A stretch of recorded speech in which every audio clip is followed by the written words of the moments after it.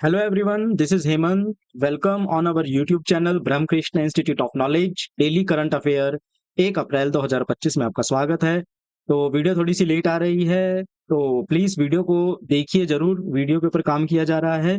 चलिए हम अपनी नेक्स्ट स्लाइड पे बढ़ना स्टार्ट करते हैं और कोशिश करेंगे कि आगे कंटिन्यूटी में रहें। चलिए नेक्स्ट पे हम बढ़ना स्टार्ट करते हैं हम अपना। Summer set to be warmer, but El Nino unlikely during next monsoons. IMD Indian meteorological department. तो हमारा जो यहाँ पर इंडियन मीटरोलॉजिकल डिपार्टमेंट है, उन्होंने ये कहा है कि इस बार जो गर्मी होगी वो गर्म होगी ज्यादा। समर जो होगी वो बहुत ज्यादा गर्म होगी और अल नीनो जो है वो ड्यूरिंग नेक्स्ट मॉनसून आना स्टार्ट होगा। तो बेसिकली है क्या, देखिए यहाँ पे इसमें ये बताया गया है कि सेंट्रल जो इक्वेटर्स पेरिफेर ओशंस है वो वार्मर होएगा इस बार। जो पैसिफिक ओशंस है, बेसिकली सेंट्रल पैसिफिक ओशंस है, वो मोस्टली क्या रहेगा, वार्मर होएगा। और यहाँ पे लिखा भी हुआ है that the monsoon season shows a 6% deficient last years witnessed by 8% surplus and neutral conditions. यानी कि क्या कहा है इसने कि पहले 8% था लास्ट ईयर से और अब जो है 6% से कम होना स्टार्ट होगा। तो ये सारा का सारा किस वजह से हुआ है? ये सारा का सारा अल नीनो की वजह से हुआ है। अल नीनो से वार्मर थोड़ी सी ज्यादा होने से बेसिकली क्या होता है, अल नीनो में बेसिकली वेपराइजेशन कम होती है तो मानसून कम आता है। और अल नीनो इसी तरीके से चीजें चलता रहेगा। देखिए अल नीनो कॉन्सेप्ट था हमारा, उस कॉन्सेप्ट के ऊपर हमने यहाँ पे बात करनी स्टार्ट करनी है।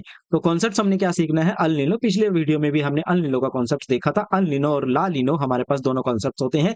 एक तरह की रिवीजन भी आपकी यहाँ से होना स्टार्ट हो जाएगी। देखिए नॉर्मल कंडीशन में होता क्या है हमारे पास, नॉर्मल कंडीशन में क्या होता है, यहाँ पे आप देखना स्टार्ट करेंगे। जो यहाँ से अगर मैं बाहर ना स्टार्ट करूं तो यहाँ से ये वाली, ये इससे थोड़ी सी यहाँ से नीचे वाली, मेरे को ये दोबारा करता हूं मैं। यहाँ से एक लाइन जाती है इक्वेटर। ये लाइन हमारे पास इक्वेटर जाती है, ये इक्वेटर मेरे पास जाती है। इक्वेटर के ऊपर जो रेज ऑफ लाइट, सनलाइट है, वो 90 डिग्री पर चलती है, परपेंडिकुलर डलती है। तो परपेंडिकुलर जब जाती है तो सन रेज की जो इंटेंसिटी होती है वो सबसे ज्यादा मैक्सिमम होती है।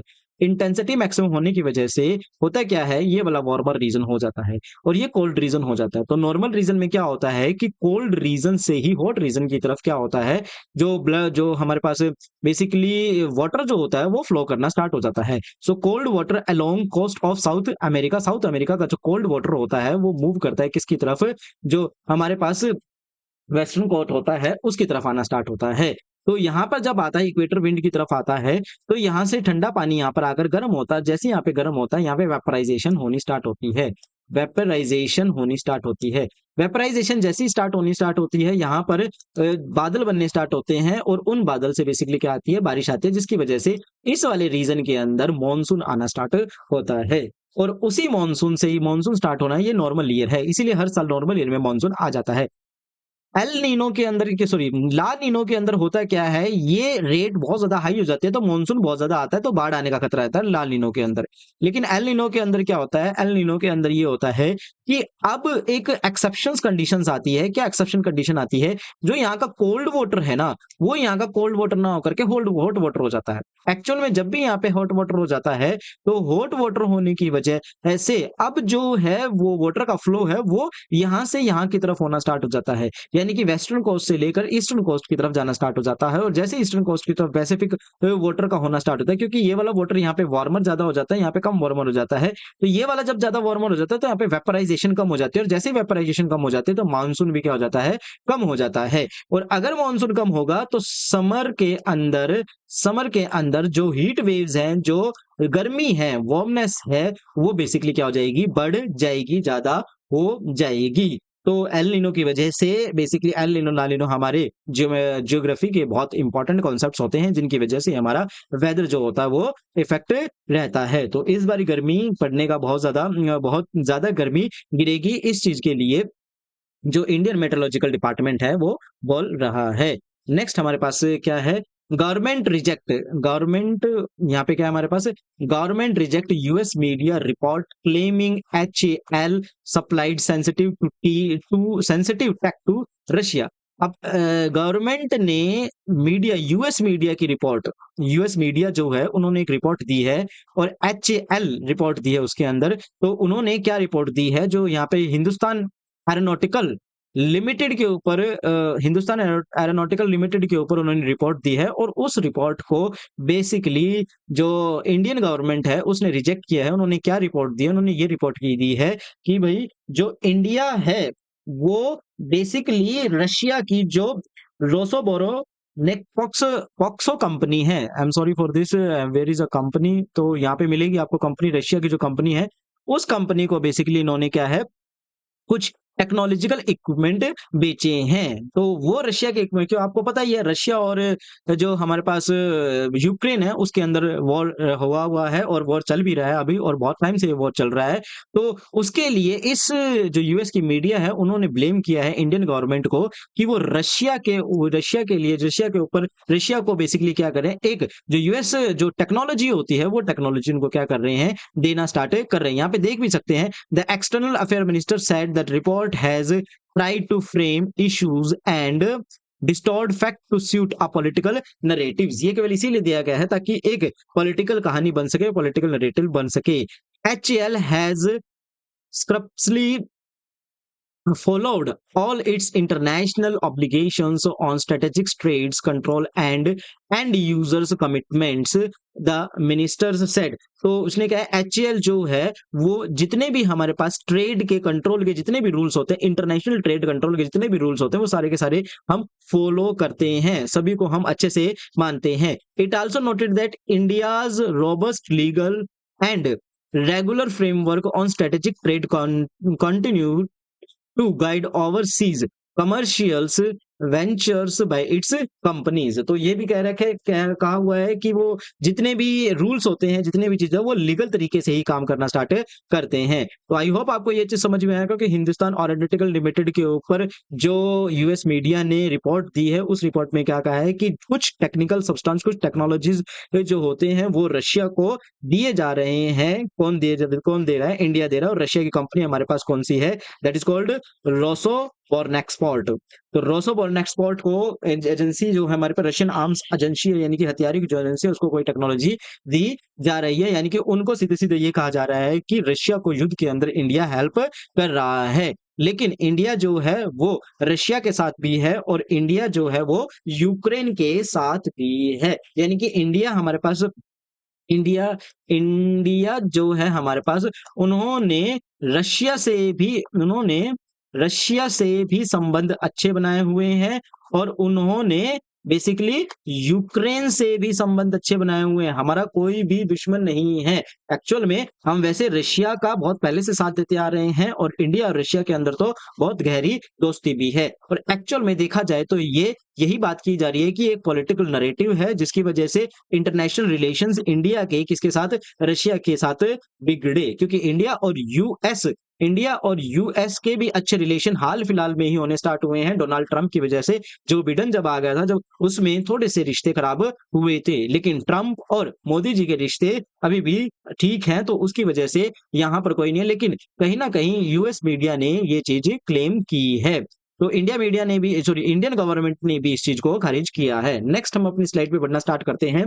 That is no fuel for over age vehicle policy would kick in for today. Basically हुआ क्या था कि 1 अप्रैल से दिल्ली के अंदर एनवायरमेंटल मिनिस्टर ने क्या कहा था कि ओवर एज व्हीकल जो होते हैं, यानी कि ओवर एज व्हीकल जो है उनके अंदर फ्यूल जो होगा वो नहीं दिया जाएगा, क्योंकि वो पॉल्यूशन का कारण बनते हैं। और वैसे भी एयर क्वालिटी इंडेक्स जो हमारे पास है, एयर क्वालिटी इंडेक्स जो है दिल्ली की बहुत ज्यादा खराब हो रखी है, जिसके अंदर दिल्ली के अंदर सांस लेने के लिए या बहुत सी बीमारियां पनपने का बहुत ज्यादा खतरा रहता है कि वहां पे एयर पॉल्यूटेड है, एयर साफ नहीं है। उसी के चलते हुए जो दिल्ली गवर्नमेंट है या जो हमारे पास एनवायरमेंटल मिनिस्टर्स है, उन्होंने क्या कहा था, उन्होंने 1 अप्रैल से no fuel for over age vehicle के ऊपर उन्होंने क्या करा था, प्रतिबंध लगाया था कि कोई भी फ्यूल नहीं मिलेगा जो ओवर एज व्हीकल हो चुके हैं। बेसिकली ओवर एज व्हीकल का मतलब क्या है कि कोई भी व्हीकल जो पेट्रोल में है उसकी जो टाइम लिमिट होती है वो 15 ईयर्स होती है, मतलब वो 15 ईयर्स तक उसको चला सकता है। और कोई भी व्हीकल जो डीजल में है उसके ऊपर बेसिकली 10 ईयर तक रहता है कि वो 10 ईयर तक कोई भी उसके ऊपर काम, कोई भी उसके ऊपर मतलब कि वो पॉल्यूटेड नहीं करेगी, हमारी सिटी को किसी भी एनवायरनमेंट को हार्म नहीं करता है। Petrol vehicle 15 years and diesel vehicle 10 year के लिए रहता है। उसके बाद इनको डिस्कार्ड करना पड़ता है, इनको खत्म करना पड़ता है। लेकिन कुछ लोग जो होते हैं वो भी नहीं करते हैं, वो चलाते हैं। तो 1 अप्रैल से ये रूल लागू हुआ था, लेकिन दिल्ली गवर्नमेंट ने ये कहा है कि अभी ये रूल नहीं लागू होगा। क्यों? क्योंकि देखिए हो क्यों रहा है, क्योंकि उनके जो इक्विपमेंट है वो अभी पेट्रोल पंप के ऊपर नहीं लगे हैं। कौन से इक्विपमेंट? देखिए उनको एआई रिकॉग्निशन कैमरा जो है, एआई अनेबल्ड कैमरा लगाना है। कहां पर लगाना है AI enabled camera? Petrol pump पर लगाना है। पेट्रोल पंप पर इनको कैमरा लगाना है और उसी पेट्रोल पंप के ऊपर ही वो जो एआई कैमरा है वो क्लिक लेगा व्हीकल्स की, और व्हीकल्स की क्लिक लेकर बताएगा कि ये ओवर एज है या ओवर एज नहीं है। बेसिकली नंबर के हिसाब से, उसी के हिसाब से काम करना स्टार्ट होगा। आई होप आप ये चीज समझ रहे हैं कि किस तरीके से है, क्या नहीं है। तो no fuel for overage vehicle policies would not kick in from today. तो किक इन नहीं, स्टार्ट नहीं हो रहा है आज से।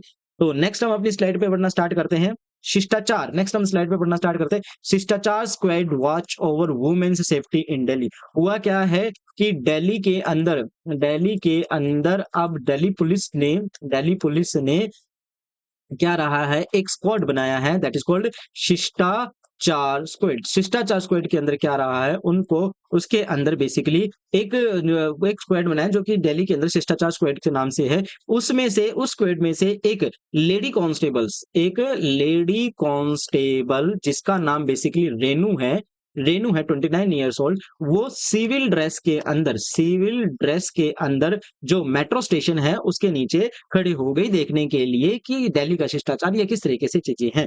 तो उन्होंने वहां पर क्या नोटिस किया, जो रिक्शा वाले हैं वो बेसिकली क्या करते हैं कि मेट्रो से जो भी पैसेंजर्स बाहर निकलते हैं उनको बेसिकली जा करके जबरदस्ती कहीं ना कहीं जा करके विदाउट शिष्टाचार मतलब बिना मैनर के, बिना एटिकेट्स के जा करके उनके पास जा करके डिस्टेंस भी नहीं देखते हैं कितना है कितना नहीं है, किस तरीके से है, और ये भी नहीं देखते हैं कि टच कर रहे हैं या नहीं कर रहे हैं। उनको बेसिकली रिक्शा के लिए या कहीं पर जाने के लिए फोर्स करते हैं, कहते हैं कि यहाँ पे बैठो, इस तरीके से, ऐसे कहाँ जाना है, कहाँ जाना है, इस तरीके से। तो यहीं से ही उन्होंने कहा कि भाई इस तरीके से जो रिक्शा वाले करते हैं वो सही नहीं करते हैं। यहीं पर ही एक कैंपिंग चले था शिष्टाचार के अंदर, अरे तो यहीं पर ही बात उन्होंने ये कही थी कि रिक्शा वाले इस तरीके से गलत काम करते हैं। तो यहाँ पर उन्होंने उनको समझाया था, उनको बताया था कि डिसिप्लिन और एटिकेट्स के हिसाब से काम करना है, सभी से एक डिस्टेंस पर जाकर बात करनी है और प्रॉपर बात करके ही पूछनी है। आपको किसी से भी बदतमीजी या किसी से भी किसी तरीके से, हालांकि वो बदतमीजी नहीं करते हैं लेकिन वो एक दायरे के बाहर जाकर ही जबरदस्ती कोशिश करते हैं कि भाई नहीं वो हमारी रिक्शा में बैठ जाए। तो इसी के लिए ही शिष्टाचार स्क्वाड आया है जो कि सबको ये चीज बता सके कि किस तरीके से शिष्टाचार के साथ चीजें डील हो सकती है।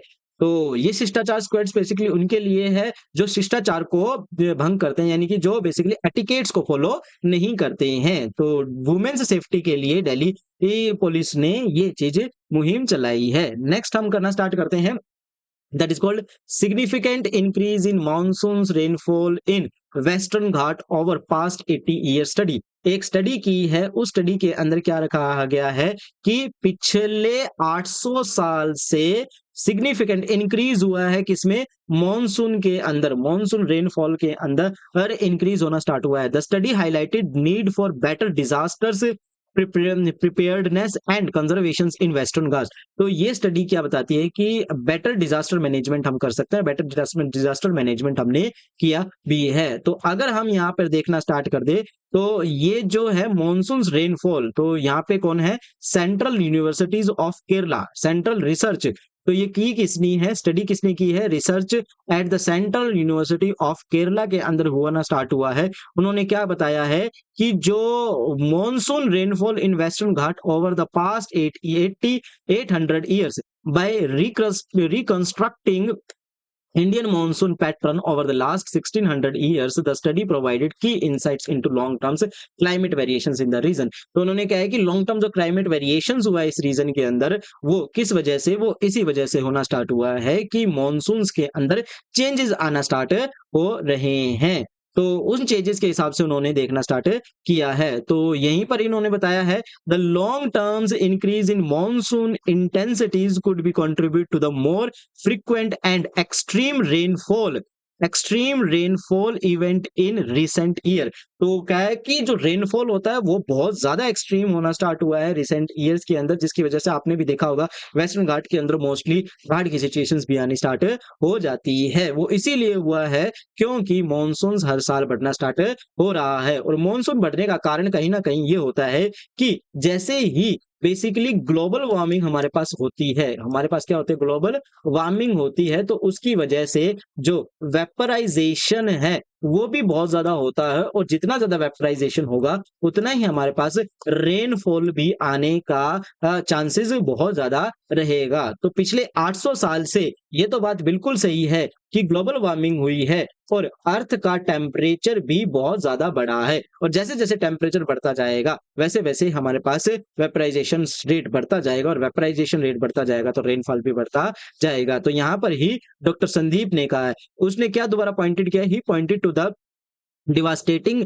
लैंडस्लाइड्स, एंड इसकी वजह से लैंडस्लाइड्स होनी स्टार्ट हुई है, flood in Wayanad and Kodagu Kodagu in Karnataka in 2018 and 19। So इसी की वजह से उन्होंने कहा है कि लैंडस्लाइड्स भी इसी की वजह से हुई थी, और बेसिकली फ्लड भी आए थे 2018 और 19 के अंदर कर्नाटका के कुछ हिस्सों के अंदर। Example of extreme weather events that may be part of the broader climate trends. तो ये न्यूज लेने का मेरा यही मोटो था कि जो मॉनसून रेट है, ये जो मॉनसून के अंदर रेनफॉल का रेट है, जैसे कि एक मॉनसून के अंदर बारिश हुई, इस मॉनसून के अंदर बारिश हुई जैसे कि 50 मीटर क्यूब जो हमारे पास है वो बारिश होना स्टार्ट हुई, ठीक है ना, मीटर क्यूब हमारे पास बारिश होना स्टार्ट हुई, तो नेक्स्ट में हमारे पास 100 हुई, उससे नेक्स्ट में हमारे पास 120 या 150 हुई। ऐसा क्यों हो रहा है? क्योंकि रेट ऑफ इवेपोरेशन बढ़ रहा है और रेनफॉल भी हर मॉनसून के अंदर बढ़ता चला जा रहा है। आई होप इसको आप समझ रहे होंगे कि क्यों रेनफॉल बढ़ रहा है, ये स्टडी हमारे पास आई है। नेक्स्ट हमारे पास स्लाइड में कहता है कि स्लाइड में क्या कहता है that GST E invoicing framework. तो जीएसटी ई इनवॉइसिंग फ्रेमवर्क हमारे पास आ गया है। बेसिकली इसके अंदर था क्या कि जीएसटी जो हमारे पास होता है गुड्स, जीएसटी हमारे पास जो होता है goods and services tax, goods and services tax जो 2017 के अंदर आना स्टार्ट हुआ था। गुड्स एंड सर्विसेज टैक्स के अंदर बेसिकली जीएसटी एक इनडायरेक्ट टैक्स है। मैं दोबारा बता दूं, जीएसटी कौन सा है?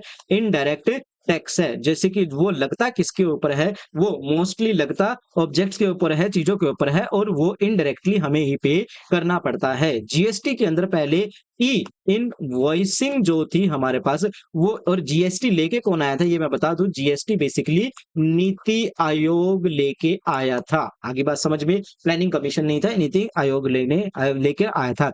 ई इनवॉइसिंग जो है वो पहले किसकी होती थी? वो पहले उन उन बेसिकली उन बिजनेसेस की होती थी जिनका टर्नओवर 500 करोड़ से ऊपर होता है। जिनका टर्नओवर 500 करोड़ से ऊपर है उन बिजनेस का बेसिकली इनवॉइसिंग होनी स्टार्ट होती थी। लेकिन जिनका टर्नओवर अब 500 से लेस देन उनकी नहीं होती थी। लेकिन अब क्या कह जा रहे हैं? अब ये कह रहा है कि जो एएटीओ है, यानी कि एनुअल एग्रीगेट टर्नओवर जो हमारे पास है, टर्नओवर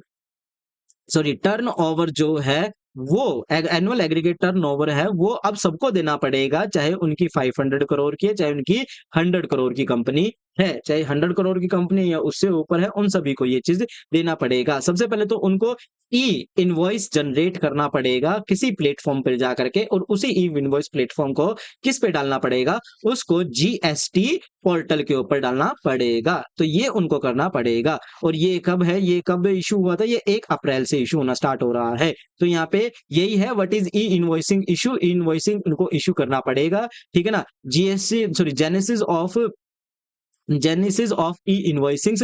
ई इनवॉइसिंग्स कब आएगा? अक्टूबर 2020 for the tax payers with annual की कब आया था, कब इंट्रोड्यूस हुआ था? जीएसटी ई इनवॉइसिंग कब जीएसटी के अंदर इंट्रोड्यूस होना स्टार्ट हुआ था? और फॉर मोर है मोर देन कब किसके लिए होता था ये होता था 500 करोड़ मोर देन, मतलब जिनका बिजनेस 500 करोड़ से ज्यादा उन्हीं के लिए एटीटी यानी कि एग्रीगेट एनुअल टर्नओवर बताना पड़ता था अक्टूबर 2020 से। 30 day from issues date as per the advisory for GSTN, it is mandatory to register invoice within 30 days of the documents date for taxpayers with AATO above 10 crore. तो जिनका 10 करोड़ से भी ऊपर है उनको भी रजिस्ट्रेशन करना पड़ेगा, यानी कि अब ये स्लैब लिमिट कहां तक आ चुकी है? ये 10 करोड़ से लेकर 500 करोड़ तक जो हमारे पास है लिमिट आ चुकी है। और आपको भी पता है कि जो टैक्स पेयर है वो 5 करोड़ से ऊपर का हमारे पास रहता है। तो नेक्स्ट हमारे पास क्या है? मैंडेटरी ये है, तो ये हमने देखना स्टार्ट कर दिया। डॉक्यूमेंटेशन उसके अंदर कौन कौन सी लगेगी? जो भी हमारे पास